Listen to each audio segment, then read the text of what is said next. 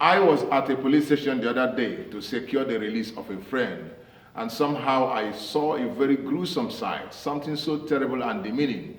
There was this woman that was lying by the side of the room in a pool of her own blood. She was totally battered. Two of her teeth was gone, and I could see that her eyes and everything was swollen. The eyes was bloodshot, and her cloth was totally torn to shreds. She could hardly gather enough to even close her breast.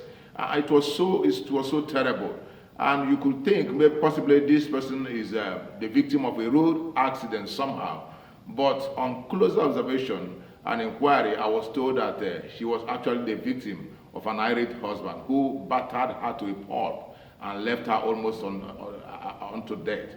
And honestly, it led me to begin to imagine, why should a man actually torture his wife in that way? And that's the topic of our discussion today. Wife beating and spousal abuse. That is our topic for today. I want us to look at it critically. Why is it that a man who was once a loving husband, a lover to the core, who married his wife in full excitement and joy, suddenly turned her into a punching bag, suddenly turned her into a vessel of dishonor, suddenly turned her into a battering drum? I mean, why should that be? Why inflict such a terrible emotional and physical damage to such a woman at such a rate? Honestly, it's terrible. And I want us to look at it more critically. That is the first question we address today. And of course, the second one is, how come that seemingly battered women always choose to stay back with their husbands, even at the threat of their own lives? Many of them actually choose to stay back for so many reasons that we are also going to look at today if we have enough time. And of course, thirdly, we want to look at ways to curb this, to stop this, to stem the tide of women beating, of wife beating. We want to see how we can stem the tide. What will both couples, both partners do to stem the tide so that their relationship will be bereft of violence and that kind of terrible shame? This is our topic today. And if you are part of this wonderful channel, I welcome you. And if you are yet to subscribe, please do me a favor. Look at that red button by my side, click on it and get subscribed. And let us do this together. Number one, I discovered that one of the reasons why men batter their wives, one of the reasons is for control and dominance. Most men feel threatened when a woman is independent-minded, when she can raise her own resources, financial resources, when she can do her own thing without recourse to the man, when she can go where she wants to go, choose her own friends, make some certain decisions independent of the man. At that point, a man may begin to feel that he is not man enough to control his home, especially when the woman does so many things independent of him. I have seen women who go even the distance, who invest. I mean, they buy mansions, they do all manner of things independent of the man. Somehow, it comes at the core of the man. The man begins to feel somehow unfulfilled as a husband. There are some men who, for that reason, decide to visit terror on the woman as a way of asserting control and dominance, as a way of reining her in, as a way of forcing loyalty and submission onto the woman. I have seen that happen several times, just to make sure that the woman is able to stand where they want her to stand. I mean, is able to do what they desire her to do within the context of the marriage. Not really because they hate her, they don't beat her but they are determined. I have an uncle in those days who, for whatever reason, his very, very wonderful, exciting wife, he continued beating her on a daily basis until the woman she became subdued and submissive out of terror. There are many men who do that kind of thing. It is out of place, I must tell you. But I discovered that is one of the reasons why men beat their wives. And of course, the second reason why many men do beat their wives is simply to augment for their feelings of inadequacy, their feelings of powerlessness. When a man is unemployed or even underemployed and is incapable of meeting the daily needs of the home, something tugs at his self-esteem. Somehow he loses his self-respect. Somehow it may incur a lot of emotional damage to him. Somehow it becomes difficult for him to assert his authority as a man. And what betide him if the woman of the house takes it upon herself to fill that role and to rub it in on him? I have seen so many men react to that. I mean, I once had a wonderful sister who was having marital crisis with her husband, and I was called in to mediate. When I got there, on further inquiries, I came to realize that my once rich in-law was now very broke and was totally dependent on his spouse for every upkeep. And it could be a very good thing for the woman to fill in the gap. But when the woman fills in the gap and she's rubbing it on the man to the level where the man loses his self-respect, because it so happened that even the children of the man lost faith and respect unto the man. They were now paying more attention to their mother, knowing that everything in the house revolves around mom. So no matter what their father says, they don't obey. They don't look at their father. They turn over to the mother for every major decision in the house. And that incurred the wrath of the husband. And what did the husband do? He started visiting violence upon the woman. Though my sister was doing a very good work trying to provide for the home, but she was doing it wrongly. There are ways she could have done it to get the joy of the man, but she was doing it totally wrongly. So when a woman steps into to take over the responsibility or the roles of the man in the house, you must do it subtly with diplomacy. You must not do it in a way that robs at that exposes his inadequacy. I have seen so many women who, when they are in that role, instead of doing it subtly, they open up, they begin to tell their siblings, begin to tell their household who was in charge and who is in charge, and it can make the man very, very angry. And the only way he can do so, especially if he lacks the skill and diplomacy to handle such a situation, is to visit terror upon the house. And that is one of the reasons why men beat their wives. I have also discovered the third reason why men beat their wives. When people anchor their lives on substance abuse, it can be very demeaning. It can be very terrible. When your life is anchored on alcoholism, on marijuana, on cocaine, on heroin, on crack, the emotional stability of the home is totally destroyed. You can never say what will happen the next moment, because the man is no longer in control of his senses. The man can do anything at any time. Somehow the man can come into the house, you think he's happy. Before you know it, he visits terror upon the entire household. There is this story about a man who was brought to the police station full of blood all over him. And I asked, what's the problem?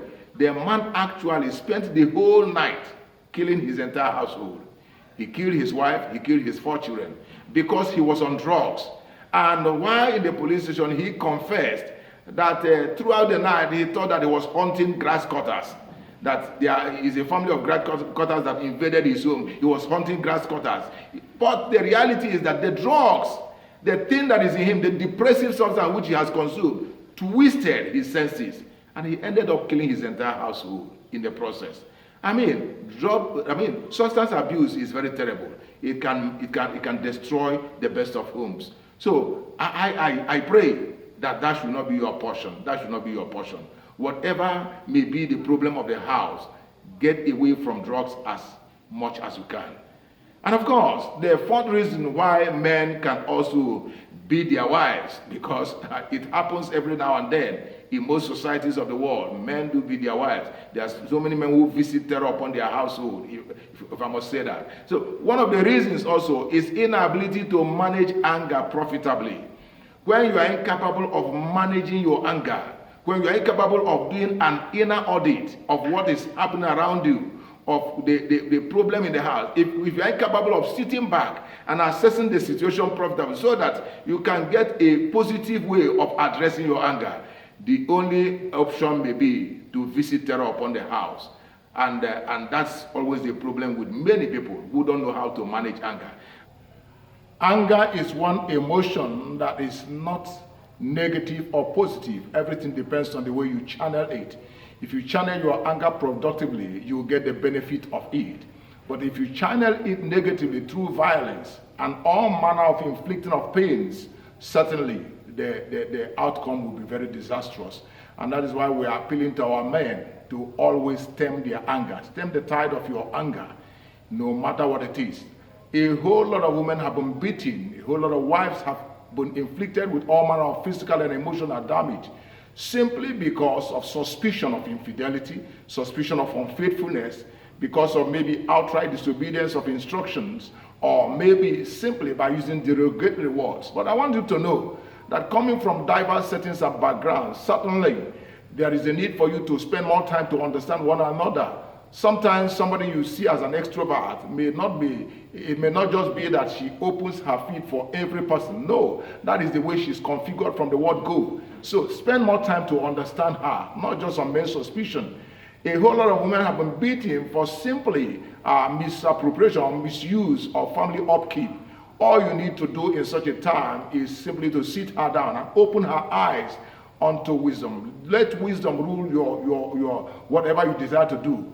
The Bible says in Proverbs chapter 24, verses 3 and 4, through wisdom a house is built, and through understanding that house is established, and through knowledge shall the chambers be filled with precious and pleasant riches. So wisdom, understanding, and knowledge they are virtues that you must apply when you are dealing with your spouse.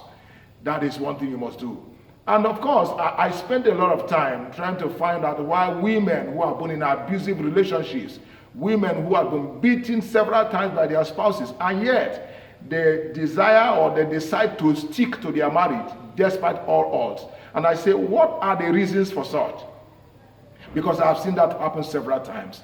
I looked at 7 scenarios. I looked at it from this perspective. Number one, I see a whole lot of women who come from spiritually firm backgrounds, places where spiritual instruction has been passed from generation to generation, and they have looked at the issue of divorce and separation as an anathema, and it has been downloaded into the daughters of that home, to the extent that no matter whatever is happening in their marital homes, no matter the beatings, they make a firm decision inside of them to stick to their marital vows. These are the women who stick by their husband despite all odds. Because even they know that if they have to return to their home base, to their family, to their nuclear family, that they may not even receive that kind of acceptance or approval that they needed. So they decide to stick to their husbands through all the pains.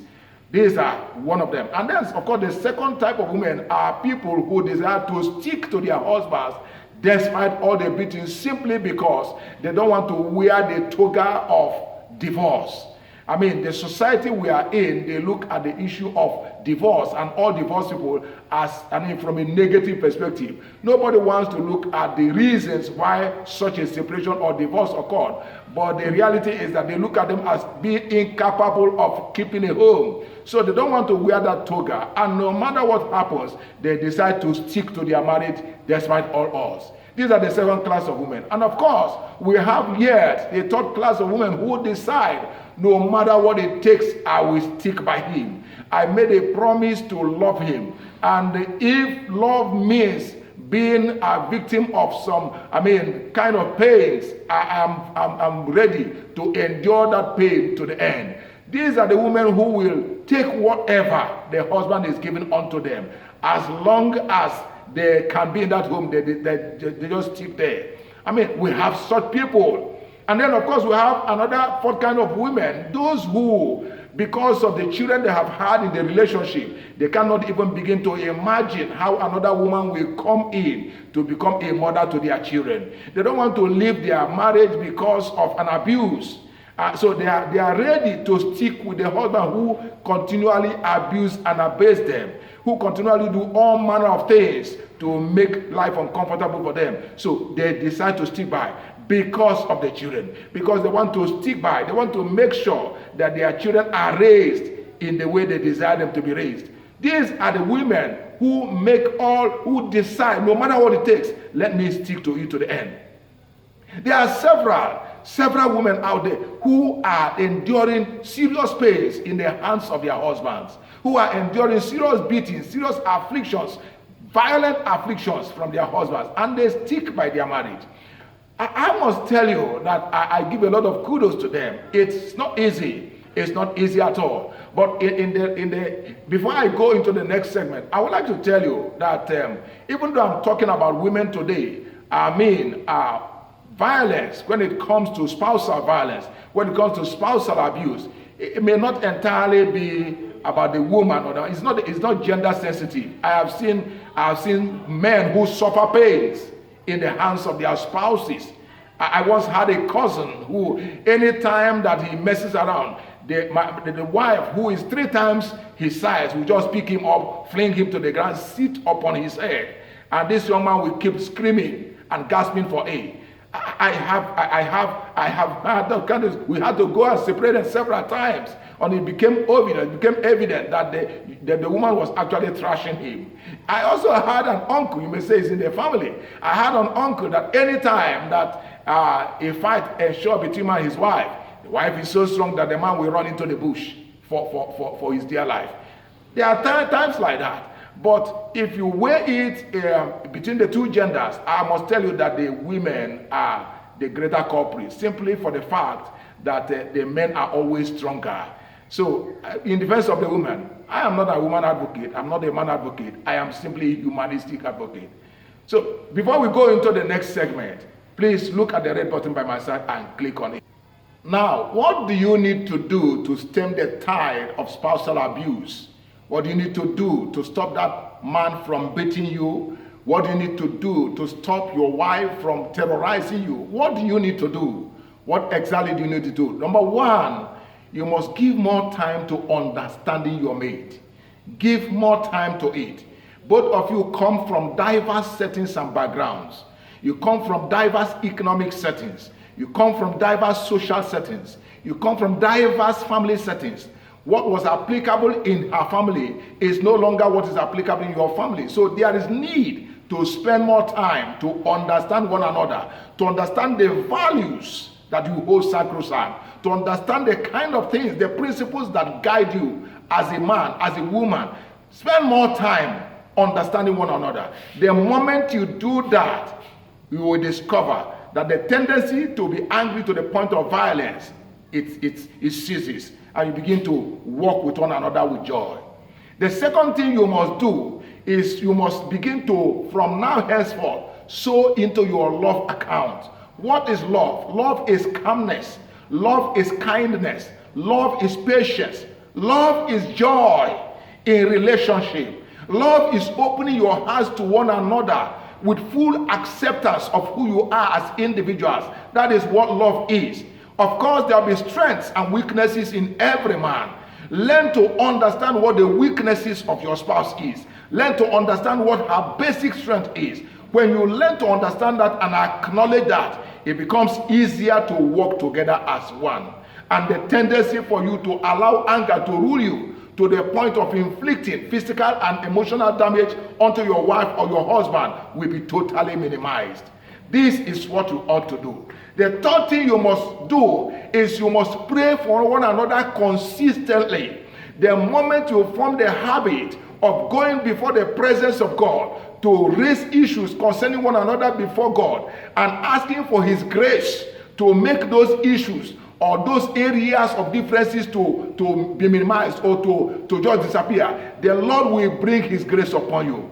I have seen severally that couples that pray together, they always work together. I've never seen a couple that prays night and day that will wake up the following after praying and then they start fighting. No.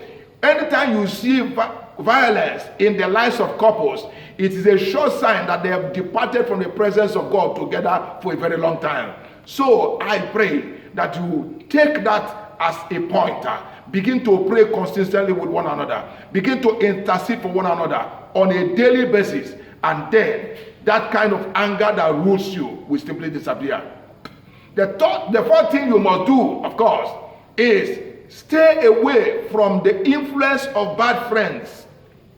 Bad friends. The Bible says in Proverbs chapter 13 verse 20, he that moves with the wise shall become wise, but a companion of fools is quickly destroyed. I have seen so many marriages destroyed on the basis of, association with bad friends. People who demean marriage, people who don't honor their spouses. If you begin to move around with them, there's the tendency for you to begin to dishonor your own spouse. If you find a man who does not honor his wife, if you find a woman who does not honor her husband, and you make such a person so a close associate, a close confidant, there is a tendency for his vices to rub off on you. Suddenly, before you realize this, you begin to take on the same characteristics. You will begin to dishonor your own because of what? Certainly, what he carries will rub off on you. So the only way to avoid that is to stay away from such company. Stay away from such a person, because such a person is a bad influence. Any person, any individual, any family that does not honor the values, that principles that make family life joyful, please stay away from such a place, and then your marriage will be edified and your home will be edified in the process. What is the fifth thing you must do? Stay away from substance abuse. No matter the problem or challenges you are facing, I want you to know that there are so many people who are facing greater challenges. I also want you to know that whatever situation where you find yourself, you are the prayer point of somebody. Somebody desires to be like you. Somebody desires to attain the height you have attained. Somebody desires to get the kind of leverage you have had. Somebody desires to enter into the same kind of opportunity which you are presently enjoying. But somehow you have taken your position, your place for granted. You look at that woman and you think she's a devil. But I tell you that given another chance, that woman is another person's angel. You look at that man and it appears he's a devil. I can tell you that if you step out of your home, there is a million women out there who will welcome that man with an open arm. So why don't you step back and begin to look at the precious gift God has given unto you? Stay away from substance abuse. Stay away from alcoholism as a way of wishing away whatever is happening around you. Rather, take on the challenges head on. Get your spouse to sit by you. Look at whatever the problem is in the house and begin to address them proactively. In that way and manner, joy will be restored into your home. These are what you ought to do. So when you find a man or a woman who desires to go on drinking or smoking or inhaling or sniffing cocaine and injecting crack onto himself as a way of running away from the problem of the house, that person is headed unto death. No amount of prayer will save that person. So the only thing I encourage us, separate from anything that is called substance abuse. Think with a clear mind, and God will give you the grace and the virtue to address your situation. And finally, I want to encourage us as couples in marriage. Please always learn to open up to one another. In times of trials and temptations, in times of the mountaintop and the valleys of life, learn to open up to one another. Your mate is not a mind reader. Don't always believe that your mate ought to know what you are thinking or how you are feeling. If you have not opened up to him or her, she or he will never know what you are feeling. So learn to open up to one another. When you are open to one another, it becomes easier for both of you to sit back and assess what is going on in your life as individuals and as a married couple. I have seen so many couples fight simply because the expectations are not met. And these expectations were not met because there was not an open communication of what those expectations are. And when they are not met and you begin to fight over it, it is a very negative thing indeed. So learn how to open up to one another. Let your spouse know what you are thinking, what you are feeling. If you have been tempted in any way or form, let him know, let her know, so that prayerfully together you'll be able to overcome such a temptation. You'll be able to overcome such a trial. So learn to open one another to one another consistently. And once there is no secret between both of you, because any secret that is not confessed, the day that secret will be discovered, of course there will be frustration. And from frustration there will be violence. So when you don't confess a secret, when you hold it inside of you, and somehow your mate gets to know, not from you but from an outside conversation, you can imagine what will happen.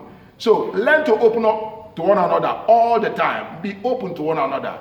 And of course, God will give you all it takes to weather the storm. I pray, if you are one that normally beats your wife, please, there's no divine or human provision anywhere that makes a man, that gives the man the authority to lay a finger on his wife. No, you ought not to. You are called into marriage to love your wife and to lead by example. And by your own exemplary life, she will begin to emulate you. She will begin to understand you better. I've had men who tell me, how then do I discipline my wife? You are not called to discipline your wife. You are called to love her. And as you begin to love her, submission will come naturally. And as she submits to you naturally, love will also be epitomized.